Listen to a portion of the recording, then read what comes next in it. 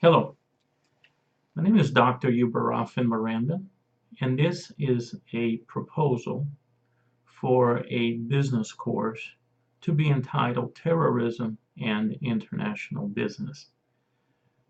Um, my credentials is I am a doctor of international business. I received my DBA degree from Walden University, and I graduated with a 4.0. My dissertation was the relationship between terrorism, petroleum, and airline profitability. It was a quantitative analysis on how terrorism, petroleum how they affect airline profitability. My dissertation has been downloaded more than 1,000 times. It's been downloaded and used by the American government, particularly Homeland Security, uh, the United States Armed Forces, uh, also used by particular airlines, as well as academia and students of course, conducting their own research into terrorism, petroleum, and the airline industry. I also was able to leverage my dissertation into a book which is published by Amazon and available, of course, at my website, www.drmiranda.com. I currently teach at Anna G. Mendes University, Southern New Hampshire University, Indiana Wesleyan University, and I have written business risk articles for study.com. As well as been in risk management, international risk management for over a decade with Citigroup, and I also do uh, risk management consulting work with Amalga Systems serving E-Trade, as well as other consulting services aside. Now, the objective of this course will be to understand the effects of terrorism on business and the economy. It is not to understand the reasons for terrorism. You know, in my own study, the reasons for terrorism are varied. They range from socioeconomic situations, divergence in religion, and also other dynamics and components that should not and cannot be incorporated, I think, appropriately into a business course. We are not in the business to figure out, the reasons for terrorism. It would be nice we could have an overview, but I think it would detract from the actual scope of the course, which would be to look at the specific effects of terrorism on international business. Okay. Uh, Now, the definition then for terrorism would be in its broadest interpretation, because terrorism then is the premeditated violence conducted against civilian targets by subnational groups. And this has been the definition that's been accepted by the United Nations, a majority of its member states. Okay. Now, we must understand that today's terrorist organizations, they are a little bit different uh, from past terrorist organizations, because today's terrorist organizations understand the importance of economics. Let's take it 9/11. According to the research I've conducted, research into that particular area, uh, the economic losses that came from the 9/11 attacks in the United States of America came to $3 trillion and growing. That is only what's been the U.S. government, they've been able to quantify.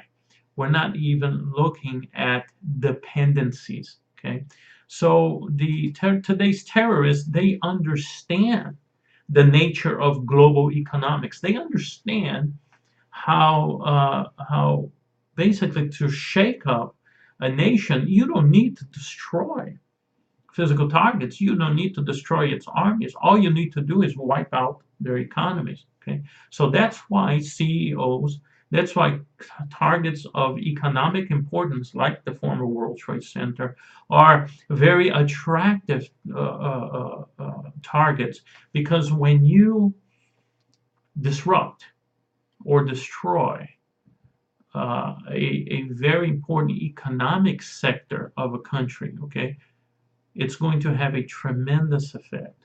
It's going to have an economic effect, but it's also going to have a psychological effect, because terrorism by nature is an event created to foster an environment of fear and uncertainty.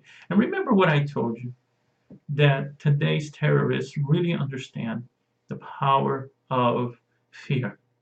Okay, remember, I wasn't there, you probably weren't there, but our grandparents certainly were, or great grandparents. But in the throes of the American Great Depression, and with the swearing in of the new president, Franklin Delano Roosevelt, he says, all we have to fear is fear itself. President Roosevelt understood that uncertainty and fear is at the very heart of a depression. And so he believed that by addressing that fear and by elevating his countrymen's focus away from that fear, that he was going to help to provide economic progress. Okay, so terrorists understand the nature of psychology.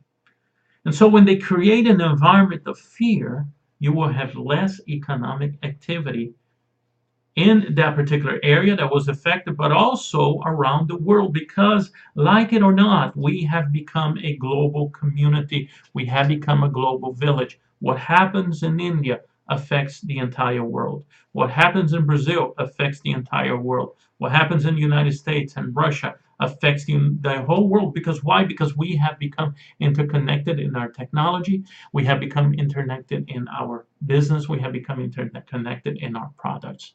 And so what happens in one area of the world has a tremendous effect on others. Okay.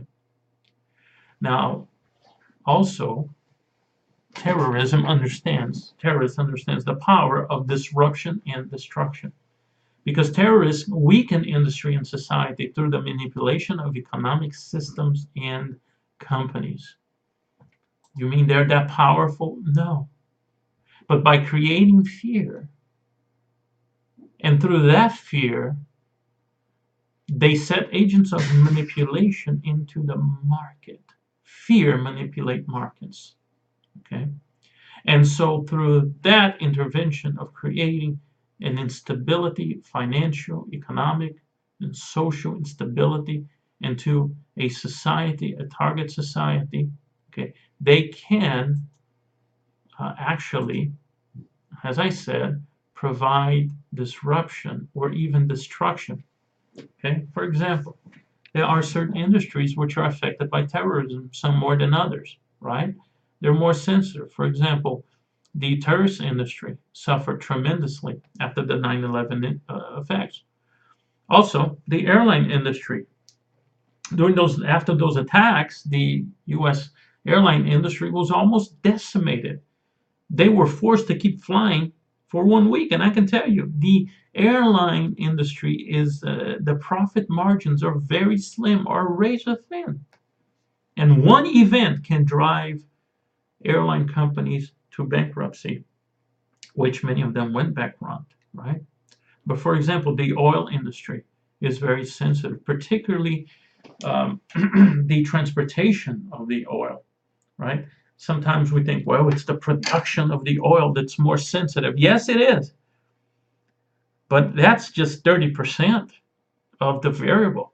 Okay, the other 70%, which is more sensitive to terrorist attacks and industry perceptions, right, is the transportation, is getting the petroleum from the place of production to the place of refinement to the distribution channels. okay, which are many. Those efficiency channels are used, where you have land, air, and sea movement for transportation of those goods. And if there's a disruption, okay, the investor, which a lot of the investments are done in stock markets, right? And so again, that's another industry there. Stock markets become very volatile. People lose, confidence in the markets. Also, the currency market suffers, right? And so we have a lot of markets which are very, very sensitive to terrorism more than others are. Now, what is the business cost of the mitigation of terrorism? It's very high. Okay, since 9/11, American businesses, foreign businesses, multinationals had to cope with billions of dollars added to new regulation, new practices, okay, new fees imposed by government and government organizations in order to help keep those businesses safe. So the mitigation of terrorism is very costly, right? Because terrorism is very costly to the business, right? Now, what should businesses do? Okay, understand that terrorism will continue to be a major challenge to businesses. So should businesses go out of business just because there's terrorism? No, right? Because the economics of terrorism favor the terrorists. Businesses must mitigate against terrorism by security and continuity of business planning. Businesses do not control governments' policies when it comes to the protection of the homeland or their respective countries. Okay?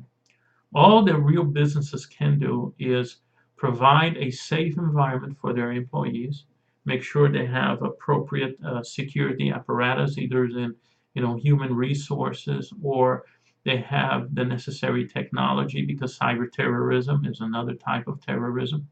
Okay, they provide safety for their employees. They provide protection, for their products, for their channels of distribution. There's a lot of things that companies can do. They're not costly in terms of billions and trillions of dollars. Companies can't buy hand grenades. Companies can't buy nuclear missiles. Companies cannot go to war against the terrorists, but companies can hire security organizations. Companies can hire professionals to keep their IT systems safe, right? Companies can provide a very secure area for their employees to work in. I have worked in many of these companies who are very secure, who have they're very serious. Now, something that's very important to understand, okay, is that companies can also apply the sound principles of continuity of business. What is that continuity of business? It simply means that if something happens, it doesn't have to be terrorism. It doesn't have to be aliens attacking, right? Godzilla walking into New York City. It doesn't have to be something horrible. But what would happen to your business if you lose power for 3 days? What would happen to your business if you lost computing power for a week, or maybe 5 hours, or maybe 2 hours? Okay. What would happen to your business if for some reason your employees cannot get to their places of work? That's why businesses establish sound principles of continuity of business. These are contingency plans that companies use in order to keep their businesses running. I have participated in many continuity of business drills. I had the privilege of actually testing for those drills. I have good contacts in the continuity of business industry, and I can tell you that American and European companies have been very good about those. And of course, the developing nations have also paid a lot of attention to this, right? But these are very, very sound strategies that companies can take to mitigate for acts of terrorism. Okay, again, government and businesses leaders must cooperate to protect national and global markets from the threat of terrorist events. Now, what does that cooperation look like? Well, they depend on which industry you are in. Okay, But I believe that companies and governments should come in an effort. One of the things that I propose in my dissertation is the creation of a national continuity of business plan for the entire industry sectors of the country, including all businesses, not run by the government, but a consortium created by the businesses, okay, and run in tandem with the businesses, that at a given moment's notice, businesses will pool their resources through this particular uh, uh, consortium in order to help the effective business sector run. You're saying, but that's costly. Well, it does cost some money, but when all the businesses get together and pool their resources, okay, and then have a liaison with the national government, okay, that could provide some guidance and support, not leadership, guidance and support, okay. Then when something really bad happens, okay, businesses don't go out of business. Because why? Because the business community comes together and work together as a team. Because remember, even though we're all in competition, even though you know, I'm in the business to make money, but the important thing is this: we all make money together. It's best when we do it that way. It's best when we all are profitable together and as a team, okay? Not as a monopoly, not as organizations that set these prices and things. No, but I'm talking about coming together for the good of our industries, okay? And when our industries are running well, when there is an international event, right? Even in cases of war, when businesses are working together, our nations are working together. Okay, things are running a bit smoother, right? There's no paradise, no heaven on earth. When things go bad, right? But when we have businesses working together across industries, right, picking each other up when something really bad happens, right? Instead of being vultures and running around and eating each other up, you're saying, but that's not true business. That's not true capitalism. It is. It is.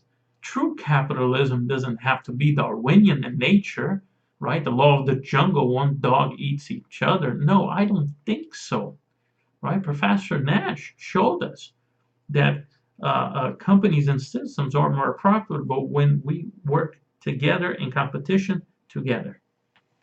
All right, well, thank you so much for your time. Thank you for the opportunity to presenting this proposal for your university's consideration for this new course. Thank you very much. Should you have any questions, please contact me at the provided contact information. Have a good day.